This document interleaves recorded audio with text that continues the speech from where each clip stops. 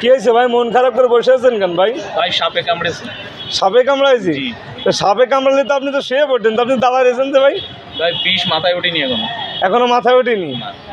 তাহলে তো ভাই এ সাপ সেই সাপ না ভাই, সত্যিকারের সাপ আপনারে কামড়ায়নি ভাই। ভাই সাপুড়ে লাগবে। হ্যাঁ, সাপুড়ে। সাপড়ে লাগবে ঠিক আছে, কিন্তু আপনাদের যে সাপে কামড়াইছে ভাই, এই সাপের বিষটা আপন লোকেই সাপে কামড়াইছে ভাই।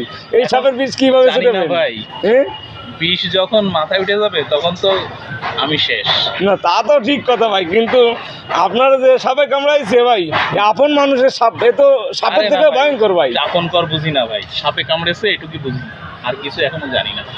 এখন এটা টেকনিক তো সাপুড়ে জানা নিয়ে আছে আসেন। ভাই। হ্যাঁ সাপুড়ে নিয়ে আসেন। সাপুরে নিয়ে আসলে হ্যাঁ তেমনই ভাই, ফেসবুকে ভাই ওঝা নিয়ে আসেন। ওঝা নিয়ে আসতে হবে ভাই, ফেসবুকে তেমনই ভাই, খালি ডাক্তারগিরি করলে হবে না ভাই। হ্যাঁ ভাই ডাক্তারের সাপে কামড়েছে, সাপটা ঠিক দিতে আছে, হবে। সাপে কামড়েছে ঠিক আছে, ভাই বলেছে ওঝা নিয়ে আসতে, সাপুড়ে নিয়ে আসতে, আমিও বলছি কিন্তু সাপুড়ে নাই, কি করবো?